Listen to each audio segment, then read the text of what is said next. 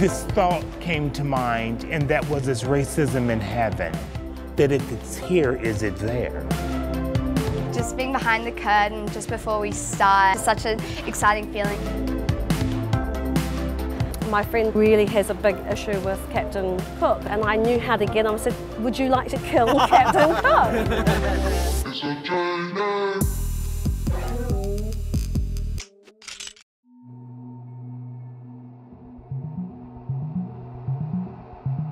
There is growing outrage tonight after an unarmed African-American teenager was shot and killed by police. Yet another white police officer said to have killed an unarmed black man. I had reached a point where I'm thinking, what is going on? 22-year-old black man, John Crawford, lay dying on the floor of a Walmart, shot and killed by a white police officer. These incidents were just sort of reoccurring. I just really was sort of a bit overwhelmed.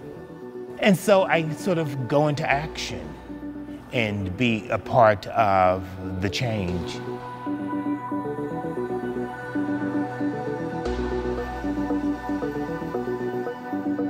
Until is innocent until proven guilty, or guilty until proven innocent, which is all based in unarmed black men that have been violated based on profiling and police sort of brutalities. I think I use color and movement. It's my luring sort of device. It's what draws you to the work.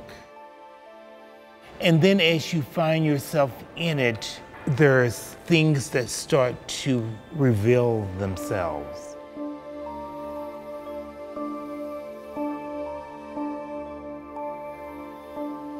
The custom ones are imagery of bullets, guns, teardrops, targets. The sort of interesting thing is you don't see that from the moment you experience the work. We, at that moment, have to sort of make a decision. Do I continue to go forward, or do I choose to shut down and see what I want to see?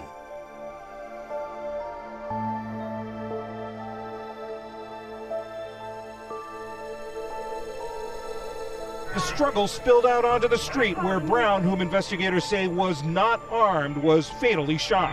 Police have shot this man for no reason. I was in the studio working, and the Michael Brown incident sort of took place.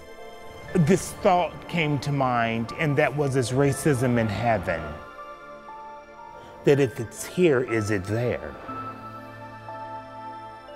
I wanted to give the audience the opportunity to elevate themselves and experience this sort of other place.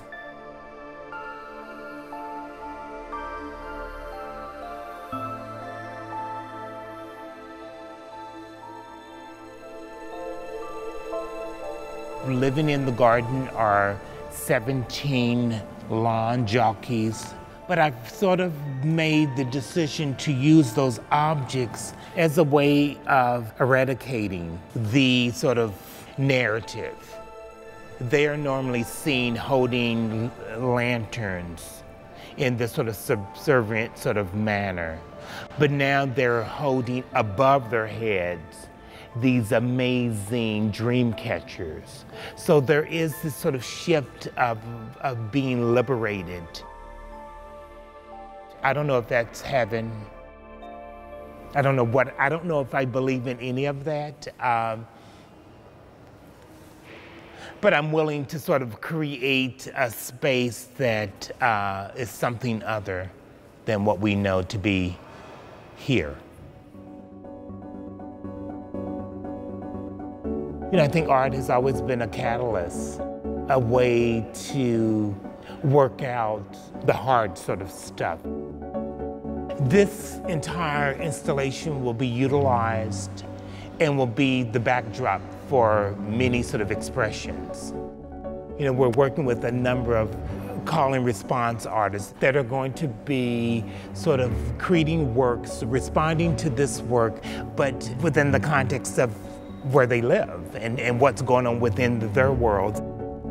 For me, I'm creating until with that sort of opportunity for us all to come in, to be voices for those that can't be heard, and how do we sort of collectively use this moment to transcend ourselves to another dimension.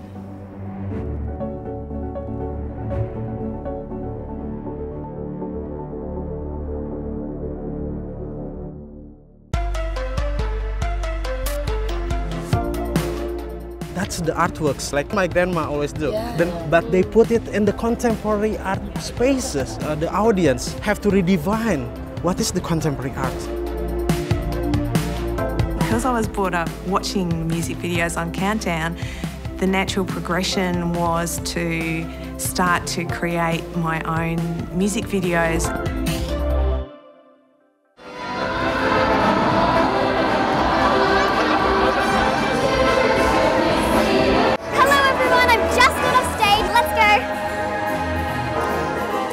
This is a big undertaking. We have 5,700 students out in the arena. We have 2,700 in our choir. We have 2,300 dancers and about 150 featured artists. We've got the featured dancers, so this is where they stay. And then sometimes people do costumes here, so it sometimes can be a little bit busy. The logistics are unbelievable. So we start preparing around about February. So this is the first day, they're all here. So it's pretty hectic.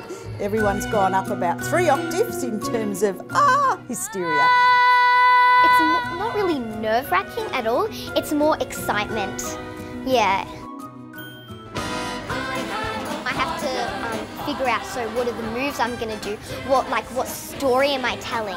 Should I be sad? Should I be happy? So there's a lot of detail you have to add to your performance because you want the audience to enjoy it too, as well as yourself. We're celebrating 35 years of one of the greatest shows on earth, the School Spectacular. School Spectacular draws together students from public schools around New South Wales, and they're not mucking around. These young performers have spent months preparing for the big show. 5, 6, 7, 8. 1, 2. The thrill of being on stage and all the lights on you and all the attention, basically. Kids love attention. Love the attention.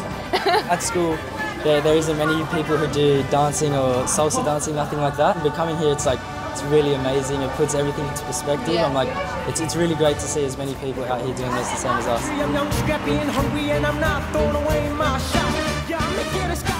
All the moves I've learned, the singing, the rapping, I've had to practice that at home over and over again. Yes, in the mirror, in the bathroom, everywhere outside. My parents would get angry, but I wouldn't care. I mean, it's for school spec. It's so exciting, like just being behind the curtain just before we start and just seeing everyone come onto stage and you're just like, I'm about to be there in 2 seconds. Your kisses are the ocean breeze. Everything's alright when you're with me. For us, it's also about our culture and sharing our culture. Yeah. And because dance is a big part of Aboriginal and Torres Strait Islander culture, we love sharing that on the stage with the whole of Australia. The School Spectacular changed my life. The first year I was actually in a band that played foyer entertainment at half-time. There's a fuel up night as well that we might have heard of. Well, yeah, look, there was a great group called the 4 Tracks who changed their name and became Human Nature, have taken over the world. Audiences find it uplifting, hopeful. The more we celebrate the arts and celebrate the role of music making in schools in particular, the better we'll be. It's empowering. That's what we're meant to do for the younger generations, empower. I just want to be famous when I'm older, and I really want to become a successful artist in the industry. I think you're on track. Thank you. 35 years in the making. The 2018 School Spectacular!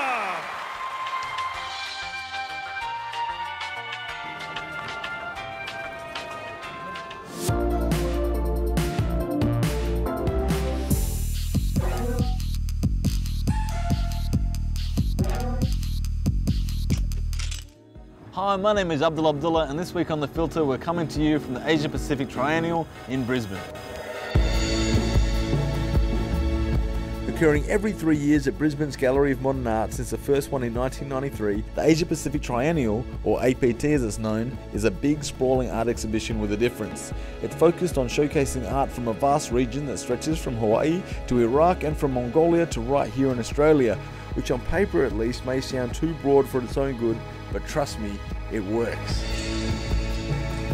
I exhibited at the last one in 2015 and I find the event is unlike any other big museum flagship show in other states. The people of Brisbane seem to take a real pride in the show, and secondly, and a big one for me, was how much camaraderie is encouraged between the international artists, curators and visitors.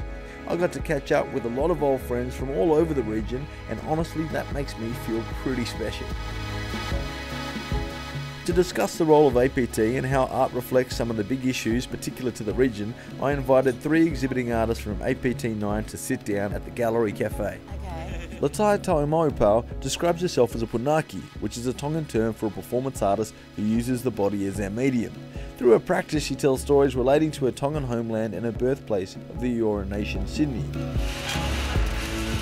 At APT this year, she did a series of performances, and also on display is a photographic series on her earlier performance this year called Dark Continent 2018, which looked at issues of race and power in contemporary Australia. Lisa Rehana uses film, video, photography and installation to comment on Māori history, culture and tradition. Her work at APT9, called In Pursuit of Venus, reimagines famous 19th century French panorama with depictions of scenes observed by Captain Cook and others during voyages to the South Atlantic and South Pacific. And Ziko Albakuni is an Indonesian painter whose work here draws upon traditional Indonesian painting techniques, but also references how landscape and architecture are affected by politics, colonialism and tourism. His paintings are multi-layered and use different points of perspective to include gallery spaces, spectators and art studios within the frame. Most importantly though, Ziko scored himself a place on the APT catalogue cover this year. So Ziko, you're one of the youngest artists in the show and you're on the cover of the catalogue. How did that feel? I feel, wow. I mean, like, I'm speechless, truly. Cover boy. Cover boy. Take it. Okay. So you're in a unique position where you're the second generation of your family to be an artist in APT. Yeah, my father was in the APT 3, 1999. Because I remember he's very excited. You know, Ziko, your father will go to the APT, have an exhibition in Australia. And I don't know, like, this is so quite sentimental. But it's also good to continue on your family heritage, you know, to one be in the show, but then also go the next level and like make the cover of the catalogue. It's like gangster. It's sort of gangster. Yeah, I mean, like, I showed the picture to him and it's like, no way. It's like, take that, Dad. Yeah. And you mentioned the perception of APT, and I find that really fascinating. So, Lisa, what is the perception of APT in New Zealand? I think the great thing is that APT really has decided to look very deeply and widely of the region, and so it brings us into close contact with our other brothers, you know, that extended Austronesian connection, which I can see very, very much in the show. I really love to hand it to the staff that this time all the Australian artists are First Nations artists. First time it's ever happened, so I really like to commend them for that. And aside, you're one of the Australian artists with Tongan heritage. How does that perception change through the lens of someone with Pacific Islander heritage but seeing through an Australian lens?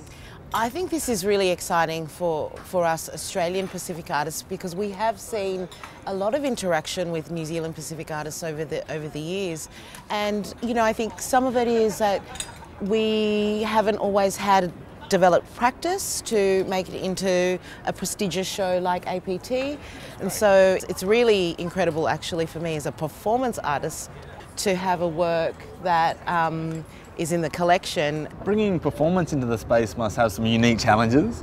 Yeah, in the Pacific we don't have theatres. We have open space as performance space, and performance doesn't necessarily mean staged. It might mean funeral processions or welcomings and ceremonies. So thinking about that and putting that in the context of an institution or a white cube or a black box or whatever, I think we're just have a few things that we need to iron out. For me, like, this is something that I thought that will never happen, because I'm seeing what they're trying to do is activating the rituals, but they're using the contemporary art to see the women's world projects. That is something like, that's the artworks, like my grandma always do.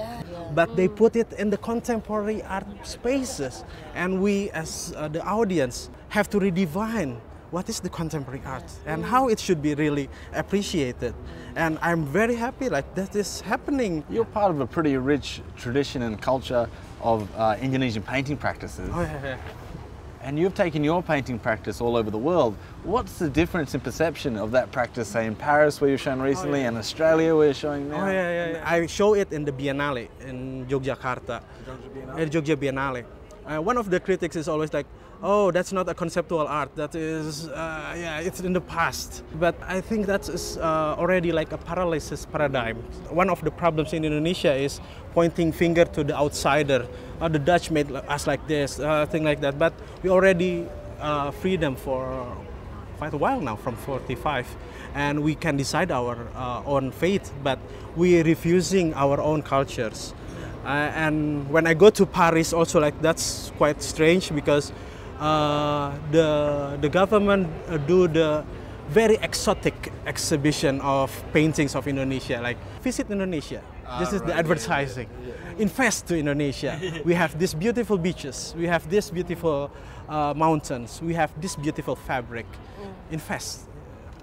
That's the same things that happening, I think, in the story of the colonialism. Well, like in Pursuit of Venus and working with these beautiful performers, and that was also an issue that I had, that idea of exoticizing Pacific bodies. But it's really hard not to exoticize something that is actually naturally beautiful. I mean, of course they are. And these are gifts from our ancestral stories and sounds, and so it's trying to absorb all of that. I think because you are. I mean, you know, you are your ancestors' DNA. That's what you represent. How do you pitch it to the world without making them feel like they're looking at something and it's all for their eyes to feast upon? Yes. That's the trick, and it's always like, it's a tenuous thing, but that's what you work through as an artist. I think we're often trying to deal with these issues and then take them somewhere else and push them somewhere else. The research that has gone into Pursuit of Venus must have been really rigorous. The research was fabulous, because a lot of it was meeting people and hearing their stories and their understandings. I mean, I did a lot of reading, there's a lot of history there, but I'm not a historian. I'm a woman of colour working with other people, and we're just working out these things together. And by performing them and seeing them performed, you understand them differently. I might say to people, I've got permission to do this and this and this story, but it's up to you how you want to represent yourself. So I'm never necessarily sure what was going to happen. So that's why I see it very much as a contemporary art, because people are representing their ancestry. You know, the guy who gets to kill Captain Cook, my friend Talfia, who really has a big issue with Captain Cook, and he almost couldn't be on the shoot, and I knew how to get him. I said, look, would you like to kill Captain Cook? And he kills him like 20 times a day, you know, every half an hour. But, you know, then that was really interesting, because then when you shoot it and you're in that scene and you sort of look at it and you're all watching this thing, it's quite big. I mean, just the idea of killing somebody, whoever that is, I mean, that's actually quite an act in itself. So that shift that happens when you're in a performance, right? So you've got an obligation to those stories as well. Yeah, you do. Because you know, you're the one that gets told off. You know, you can get a clip around the ear really easily. This is an interesting thing that I find about, I mean, the difference between artists that, you know, First Nations from other places.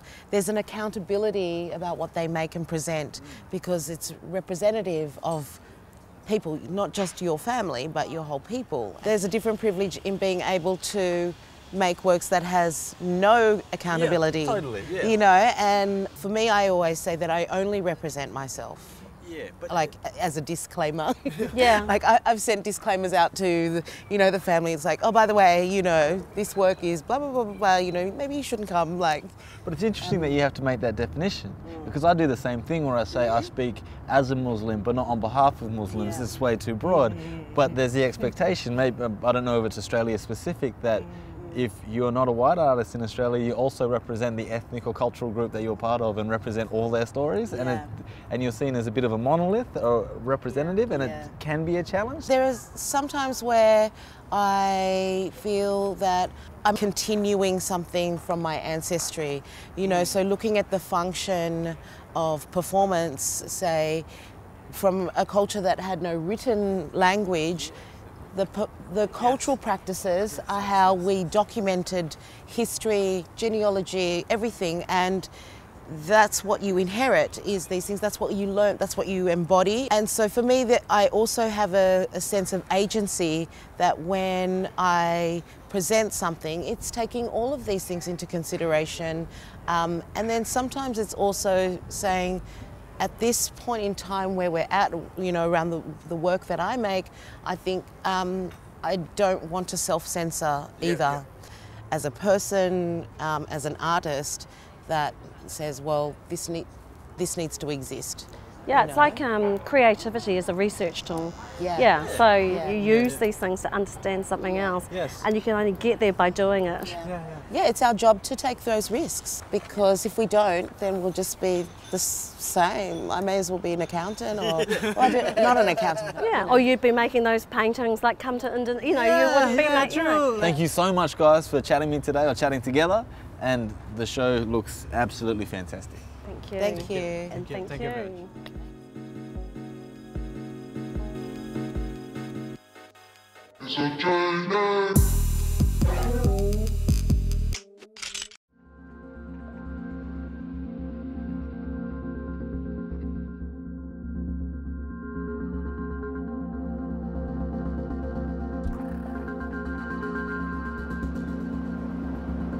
In a world now saturated with screens, is video art still radical? The early 1980s saw the rise of the music video. Suddenly, images of Bowie, Madonna and severed heads were beamed into Aussie lounge rooms through shows like Rage. And a new generation of music video-obsessed artists was born. Through the music video, artists entered the realm of TV broadcast and the 3-minute pop song. Space is not traditionally made for art. The Kingpins are a collective of 4 women: myself, Emma Price, my sister Katie Price, Angelica Masidi and Tasha Noble. There was an instant band.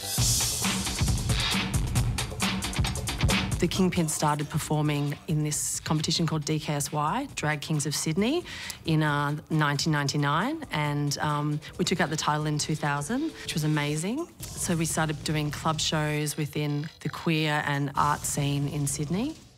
And then we'd take live performance, then record that and put that into a video clip landscape. The video clip was really interesting because it could be emulated and performed as a ready-made. So the framework was there. Men's Club was the first video that we made. Men's Club was an investigation into the nocturnal landscape of Sydney through 4 iconic Australian rock and roll characters, one being Highwayman, Alleyman, Car Park Man, and there was probably Worksite Man. Awesome. That was me. And using those bodies as vehicles to reroute the night landscape, because for us it was very male-owned. Spaces such as car parks, toilet blocks, abandoned alleys were not for women. The next video that we made was This Is My Remix, Baby. Baby, take off your clothes. Take off your clothes, baby. Turn off the lights, 'cause girl, turn off the lights, girl. Now that we are all alone, I want you to sex me. I guess it was an extension of the strategy that we applied in Men's Club, whereas we hit the streets in one night and used our, these characters to reclaim public space.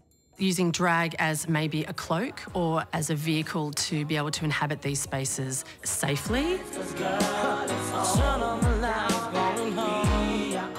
kid of the 70s in Australia, totally glued to Countdown. In the video clip, it was aspirational. It was a place of make-believe, of play and of transcendence. So you could watch videos and plant yourself in there and be anyone.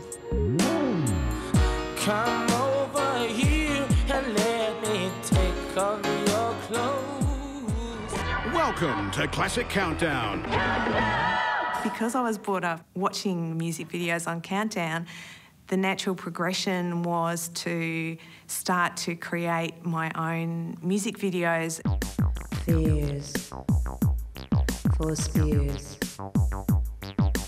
Fears for spears. I can still remember watching Molly interviewing the Sex Pistols and thinking, wow, I could be like Malcolm McLaren and start my own pseudo band. One-time health fanatic ended a recent shopping trip with a visit to a junk food drive-thru. So the idea for Gossip Pop was born out of this idea of using the pseudo band as a vehicle to explore or perform tabloid narratives. Because the language was so rich, and words like scandal and words like drug, depression, hell and you're too fat, and these sort of phrases just seemed to me really rich with poetic potential.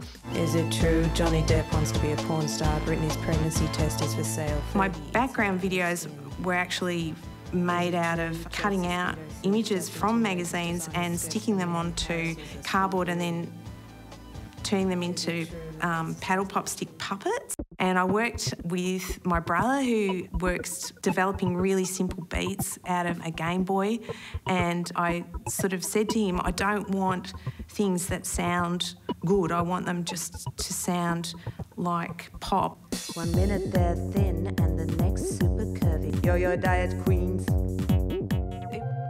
As sort of the noughties progressed, more and more we saw people being famous for being famous. So I think we all have that capacity now, and perhaps if we can be aware of those constructions, we can be more aware of how those constructions work for us on a daily basis and the way that we construct ourselves.